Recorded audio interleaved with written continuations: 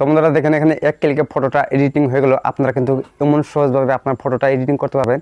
আপনারা অনেকভাবে কম সময়ের ভিতরে আমি ফটোটা কীভাবে এডিটিং করব, তো সেই জন্য আমি আপনাদেরকে বলেছি এই ট্রিক ব্যবহার করে আপনারা কিন্তু কম সময়ের ভিতরে আপনার ফটোটা এডিটিং করতে পারবেন। এইগুলো ফটো এডিটিং করে আপনারা ইনস্টাগ্রামে আপলোড করবেন, আর সেগুলো থেকে আপনার ইনস্টাগ্রামে ফলোয়ার অনেক বেশি বেশি বাড়াতে পারবেন। দেখেন এখানে এক ক্লিকে দেখেন এখানে ফটোটা এডিটিং হয়ে গেল। অনেকভাবে আমি ইনস্টাগ্রাম খুলছি, আমাদের ইনস্টাগ্রামে ফটো হয়তো আমাদের ভিডিও রিলস এগুলো দেওয়ার কারণে আমি টাইম পাই না, হয়তো আমি কন্টেন্ট আমি খুঁজে পাই না, তো আমি এইগুলো আমি কোথা থেকে পাবো। তো দেখেন এই পৃথিবীর সবগুলো মানুষ কম টাইমের ভিতরে বেশি কাজ করতে চায়। তো কীভাবে আপনার ফটোটা শর্ট টাইমের মধ্যে ফটোটা এডিটিং করে আপনার ইনস্টাগ্রামে আপলোড করে হয়তো আপনার ফেসবুকে আপলোড করে আপনি কিন্তু অনেক টাকা ইনকাম করতে পারবেন। এখন আমি আপনাদেরকে বলেছি তো কীভাবে আমি ফটোটা এডিটিং করব।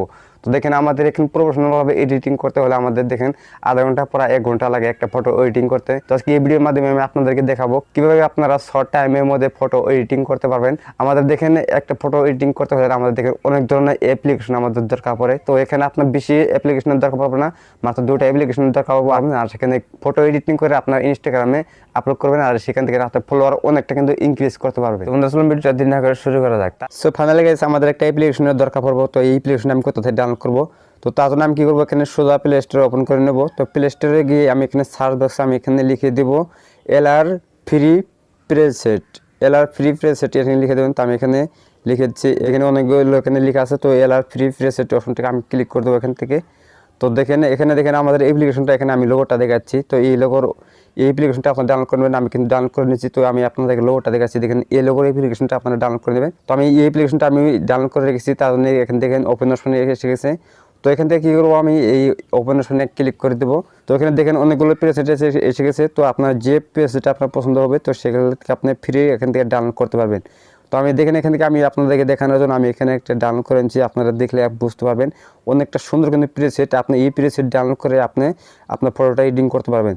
তো আমি এখানে আপনাদেরকে দেখানোর জন্য এখানে কী করবো, আমি এই প্রেসেটটা আমি এখানে ডাউনলোড করে দেবো। তো এখান থেকে আপনারা বুঝতে পারবেন কীভাবে আপনার এডিটিং করবো। তো তারপরে এখানে দেখতে পাচ্ছেন ডাউনলোড, তো ডাউনলোড অপশনটা এসে গেছে। তো ডাউনলোড অপশন আমি ক্লিক করে এই প্রেসেটটা আমি ডাউনলোড করে নেব।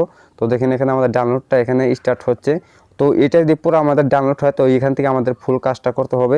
তো আরেকটা আপনাদের অ্যাপ্লিকেশন একটা দরকার হবে, সেটা হলো আপনার লাইটরুম। তো লাইটরুমটা আপনাকে অ্যাপ্লিকেশনটা ডাউনলোড করে রাখবেন। তারপরে দেখতে পাচ্ছেন আমাদের এখানে ইনস্টল হয়ে গেছে, ডাউনলোড করা হয়ে গেছে।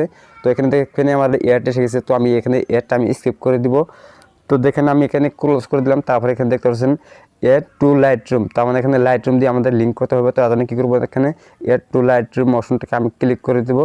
তারপরে এখানে দেখতে পাচ্ছেন লাইটরুমে 2টা অপশন এসে গেছে। এখানে দেখতে পাচ্ছেন অ্যাড টু LR, তার মানে লাইটরুম। তো এই অপশনটাকে ক্লিক করে দেবো না। তারপরে এখানে দেখতে পাচ্ছেন এডিট ইন লাইটরুম। তো এডিট ইন লাইটরুম অপশনটাকে আমি ক্লিক করে দেবো। এখানে দেখেন আমাদের লাইটরুম অ্যাপটা এখানে ওপেন হবে। তো বন্ধুরা দেখেন আমাদের এখানে ফটোটা আমি এখানে অ্যাড করে দিলাম লাইটরুমে। তারপরে এখানে উপরে দেখতে পাচ্ছেন 3 ডট, তো 3 ডট অপশনটাকে আমি এখানে ক্লিক করে দিলাম।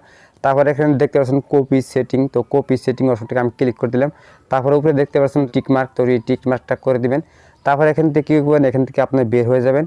এখান থেকে বের হয়ে আপনি কী করবেন, আপনার ফটোটা সিলেক্ট করে নেবেন, যে ফটোটা আপনি এডিটিং করবেন। তো তার জন্য এখানে দেখতে আমি এই ফটোটা নিলাম, এই ফটোটা দিয়ে আমি আপনাদেরকে দেখাচ্ছি।